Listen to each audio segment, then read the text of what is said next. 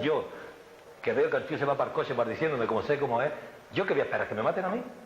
Yo he perdido el control. Y si lo estoy contando es porque por eso, porque la vida me dio fuerza a actuar. Y no me desplomé. Porque tengo mucho impulso. En los hechos probados. Era la llave. Y el forense, porque mi abogado atacó porque me hicieron el encefalograma, me sacaron no sé qué, y ellos lo comprobaron y era cierto. Y el forense dice en el juicio también, el hombre, que eso en un caso extremo podía producirse ese chiste.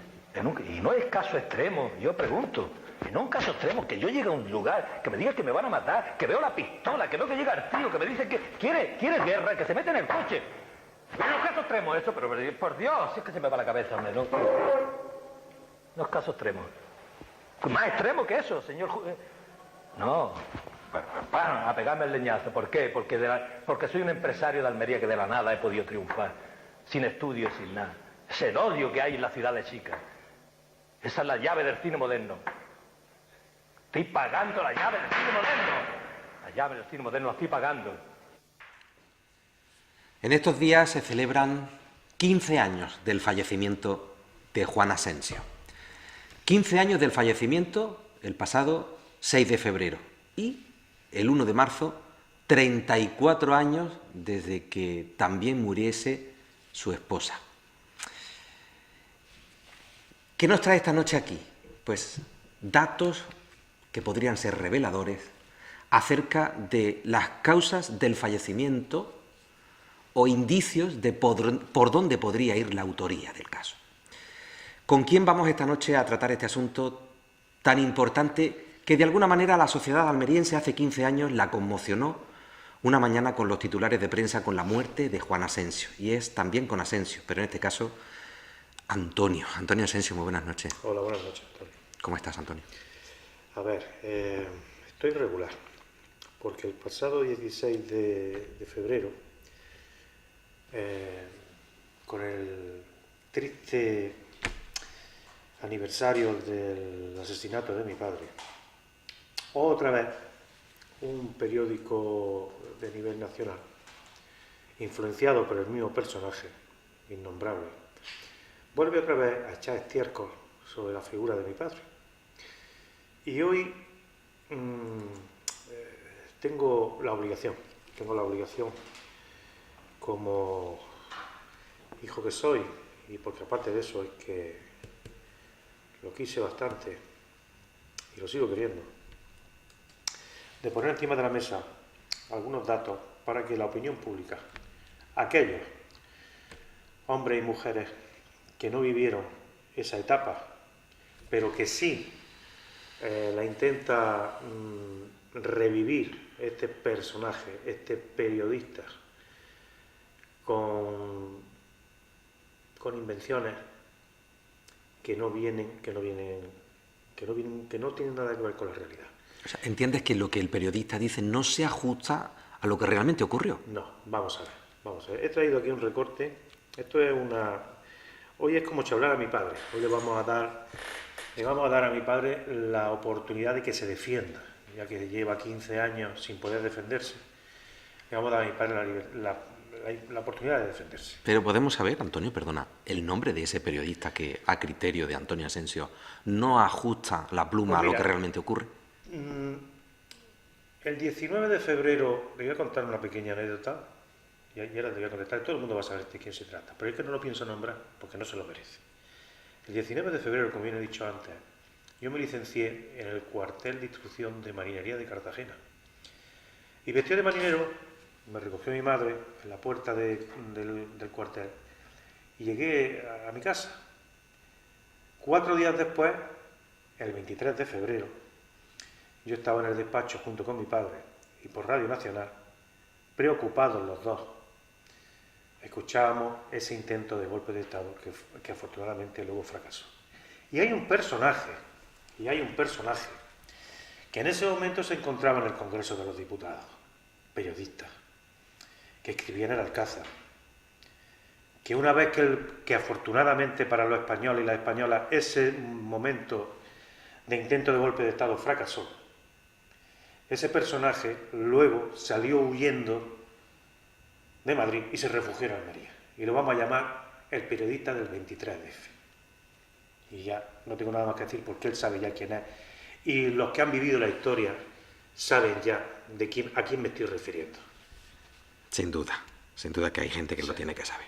Me decías que hoy es la oportunidad para que tu padre, aún no estando presente, se pueda defender. Sí, mi padre hizo unas declaraciones a un medio que se llamaba La Gaceta de la provincia, el 1 de mayo de 1990.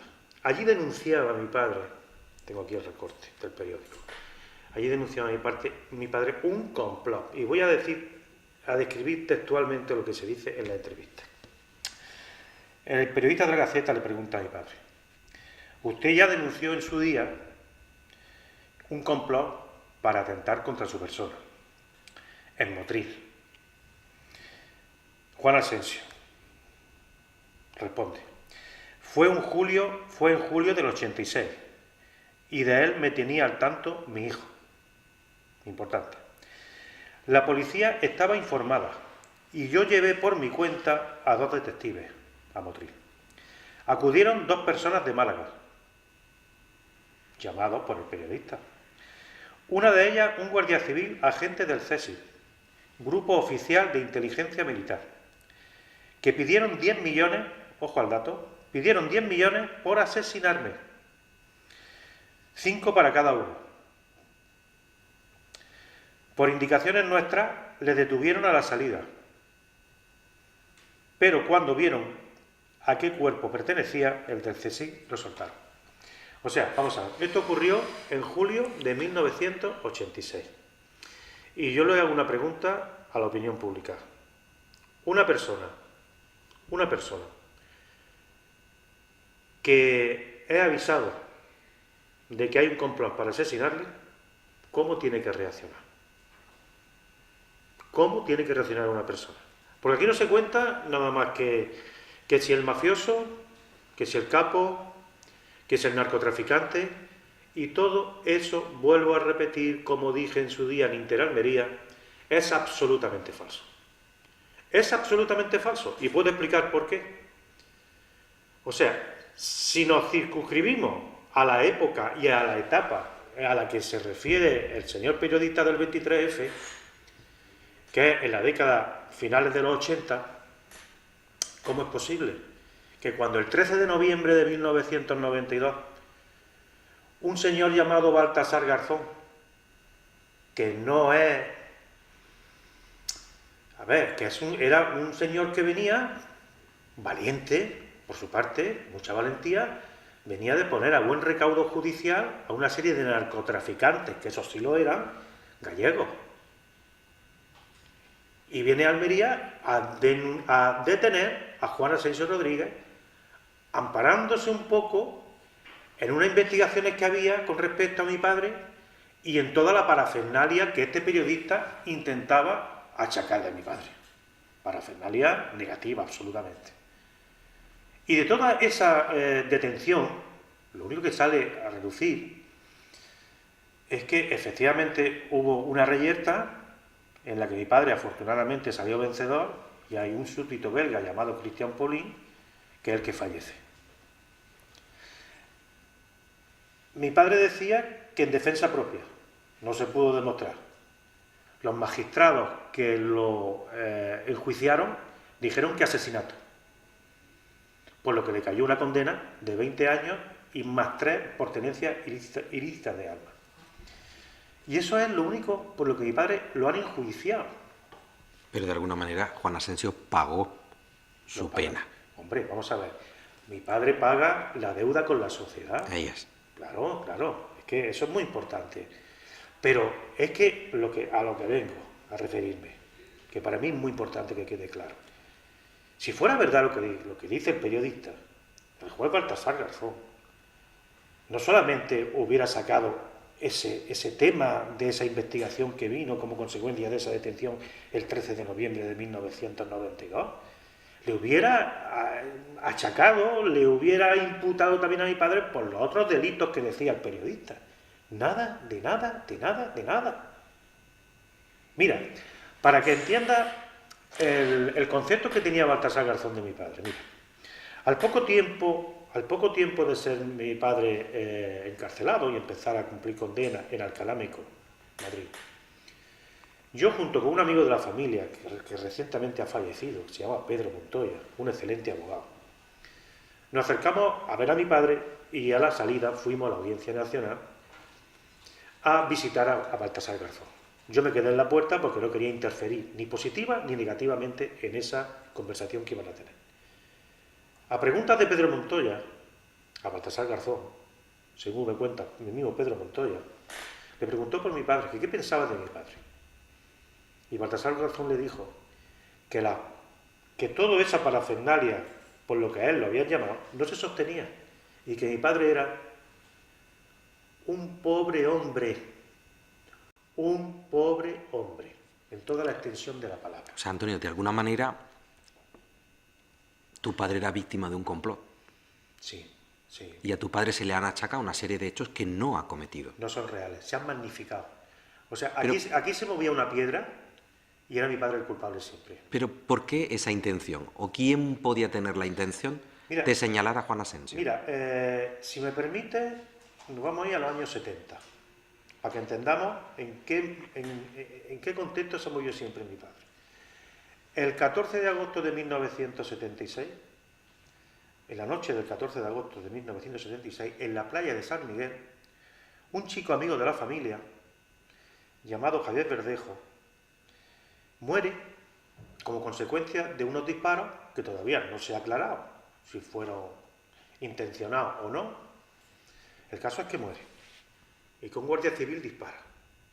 Bueno, ese hecho no solamente hizo una conmoción terrible en la ciudad de Almería y fuera de ella. Así es. En mi familia fue un auténtico vendaval, porque mi hermana mayor era íntima amiga de este muchacho. Mi padre, cuando se entera del hecho, a otro día que estábamos comiendo, y a otro día se inauguraba el Cine Gelo, mi padre entró en cólera, mi madre entró en cólera. Entraron en cólera los dos. Y mi padre, lo único que se le ocurrió pues, fue irse a la iglesia donde le estaban dando el sepelio, el adiós a este pobre muchacho que murió de esta manera tan desafortunada. Y por eso hay una fotografía en la que se ve mi padre portando el féretro de Javier Verdejo, empresario de Almería, en plena transición e indisponiéndose con las fuerzas del orden público, en este caso la Guardia Civil. Primer dato. Segundo dato, caso Almería. Caso Almería, como mi padre era y ha sido el empresario cinematográfico más importante que ha tenido, y hago énfasis en eso porque es verdad, cuando ocurre el caso Almería, al año, 2 años, un tal Pedro Costa, director, hace una película sobre el tema. No se atrevía nadie a proyectar la película en Almería. De hecho, en otras localidades cercanas, como Granada, se había proyectado y los cines habían salido ardiendo, literalmente ardiendo. Aquí en Almería, el único empresario que pone encima de la mesa la libertad de poder ver una película basada en hechos reales sobre un crimen tan horrendo como fue el del caso Almería, fue Juan Asensio Rodríguez, mi padre, del que me siento muy orgulloso de ser su hijo. O sea, otra vez se indispone con la Guardia Civil. O sea, un complot no, lo siguiente. Y el integrante de este complot en Motril, unos años después, era un guardia civil del CSI. Pura verdad. Y no es que lo diga mi padre, es que yo también lo confirmo. Pero hay pruebas que puedan acreditar esas afirmaciones, Antonio. Esto fue como consecuencia de la denuncia que pone mi padre. Luego hay un careo, lógicamente. Hay unas denuncias puestas en el juzgado de Motril y lógicamente hay un careo. Entre el periodista del 23F y un hijo de mi padre. Vamos a dejarlo ahí. No se pudo demostrar. Desafortunadamente no se pudo demostrar el tipo de conversación que hubo en esa reunión. Pero sí te puedo decir que mi padre corrió un gravísimo peligro. Antonio, ¿por qué crees que 15 años después de que alguien matara a tu padre y todavía no sabemos quién es el autor o la autora, Sí. ¿por qué crees que todavía se habla tanto de Juan Asensio? Vamos a ver. Aquí se ha empezado a hablar últimamente de Juan Asensio y se ha empezado otra vez a intentar echar estiércol sobre la imagen de Juan Asensio, porque yo estoy empeñado en querer demostrar la verdad de lo que le pasó en el portal de su casa a la 1:30 de la madrugada del 6 de febrero del 2004. Aquí se habla, desde el punto de vista forense, de que es un profesional el que realizó el hecho, el macabro hecho en la figura de mi padre. Es un profesional. Pero no tiene por qué ser un sicario. Lo de sicario va en la línea de la adecuación del asesino que hizo ese horrible crimen, porque pudo haber colocado ciertos enseres que había en el portal para condicionar el atentado futuro de la policía, que tenía que hacerlo, lógicamente, a otro día, cuando se enteraron en la policía que había ocurrido este hecho. Pero lo que está claro, Antonio, es que quien fuese el autor de la muerte de tu padre debió tener un móvil. Sí. No digo un teléfono, me refiero a una línea que le movía para llevar el hecho. El caso del subcomisario Martínez, si sé por dónde va, y además es que lo tengo tan claro, el caso del subcomisario Martínez, Antonio, tú no te metes en internet, pues el subcomisario Martínez, 27 de febrero de 1985. Un capitán de la Guardia Civil, señor Alía, detiene a un subcomisario del Cuerpo Nacional de Policía con un maletín con estupefacientes. ¿De acuerdo? ¿De quién era el maletín, Antonio?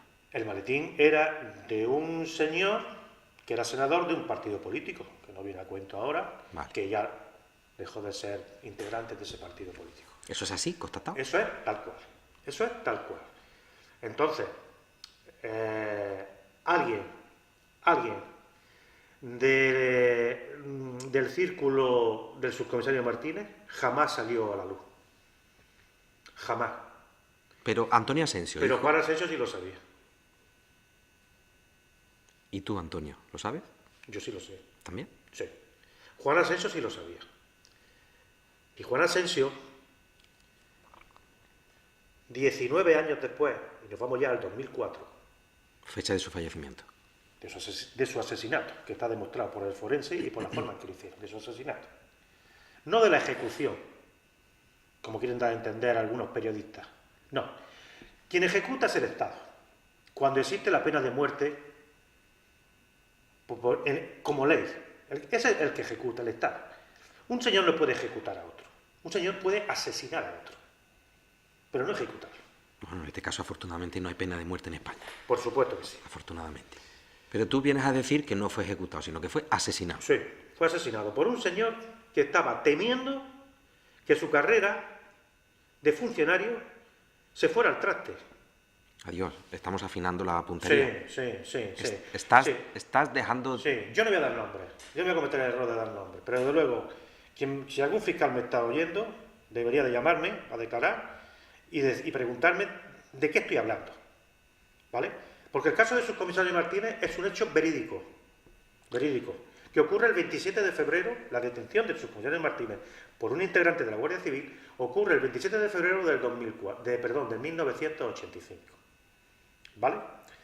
Que hay personajes alrededor, que el capitán Alía debe de saberlo, que estaban siendo investigados, y esos personajes se fueron de rositas durante décadas, hasta que a Juan Asensio Rodríguez, una vez cumplida la condena de Alcalá-Meco, que le imponen como consecuencia de la muerte de Cristian Poli, se vuelve a reinsertar a la sociedad con la mala suerte de que un contable, confeso, porque lo confesó delante de su señoría en el juicio que hubo sobre este tema, le robó a mi padre 240.000 euros. Se apropió indebidamente, que esa fue la condena, de 240.000 euros. Y eso está en sentencia judicial.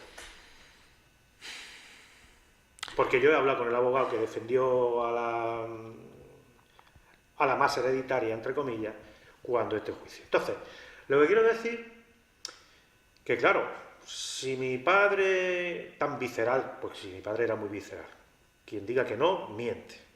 Mi padre era muy visceral. Le roban 240.000 euros. Y el defecto que tiene mi padre era que siempre se quería tomar la justicia por su mano. El contable sufre un atentado. Lógicamente, eso deriva en un seguimiento por parte de la policía. A tu padre. Correcto. Estamos hablando de finales del 2003. Teléfonos pinchados, seguimiento mediante vehículos, las 24 horas del día. Mi padre no iba a permitir, conociendo, porque era de una forma de pensar, que a él le habían robado 240.000 euros, se los tenían que devolver o se volvía loco. Error por su parte, porque para eso está la justicia, para que haga justicia. Pero bueno, no vamos a entrar en eso ahora. Mi padre, en un momento determinado, tuvo que enfrentarse a alguien. O me dejáis tranquilo o tiro de la manta. O me dejáis tranquilo, vuelvo a repetir, o tiro de la manta. Y alguien no le permitió tirar de la manta.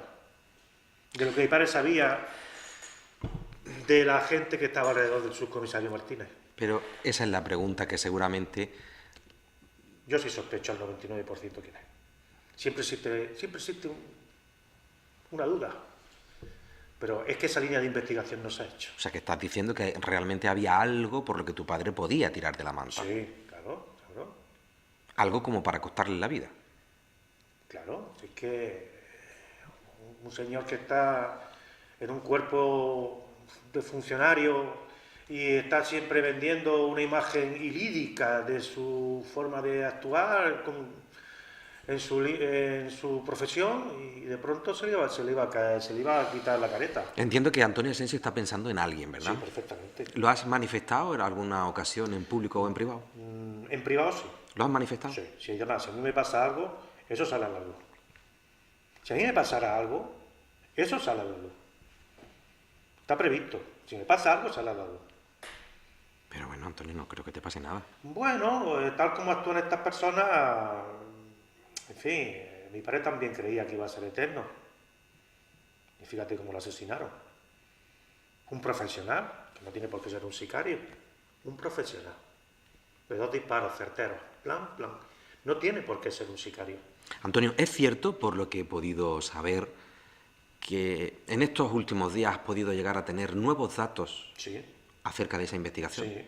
Datos que no conocías hasta la fecha de febrero de 2019. Sí, efectivamente. Me visita un periodista, que no voy a citar el nombre, un periodista muy reputado de Almería, con una información extensísima de todo el mundo y de todos los hechos que han ocurrido en Almería. Y me dice: Antonio, ¿tú sabías que los zapatos de tu padre desaparecieron en el Cuerpo Nacional de Policía? Pues no. El primer dato que tengo. Es bueno que la ciudadanía se entere. Porque esto en los medios de comunicación normales no lo van a poner. ¿Y no podríamos pensar que el periodista no dice la verdad? No, el periodista dice la verdad. ¿Con qué basamento? ¿Con qué Porque carga probatoria como para hacer esa afirmación? Porque, vamos a ver, porque también dentro de la policía había personas que tenían mucho cariño a mi padre. ¿Para qué lo vamos a negar? Es que, vamos a ver, es que la imagen que da el periodista este del 23F sobre mi padre es una imagen de Capo, Al Capone, Chito Miñanco, que, en fin, no, señor, no. Mi padre era un empresario de cine, Eso sí, tenía Mucho carácter. un pronto era como un toro de Miura. Si tú le ponías un capote, tiraba. Y eso es el defecto que mi padre no supo canalizar durante su vida. La diferencia que hay, por ejemplo, entre mi padre y yo es que yo sí tuve asistencia profesional en un momento determinado, que me hizo canalizar mi agresividad, porque yo también he sido muy agresivo durante bastante tiempo de mi vida. Sin embargo, el profesional me ayudó, me enseñó a canalizar la agresividad. Mi padre nunca tuvo esa suerte. Nos tomamos un poquito de agua y volvemos después. Sí, pues vengo la boca seca. Venga, pues volvemos enseguida.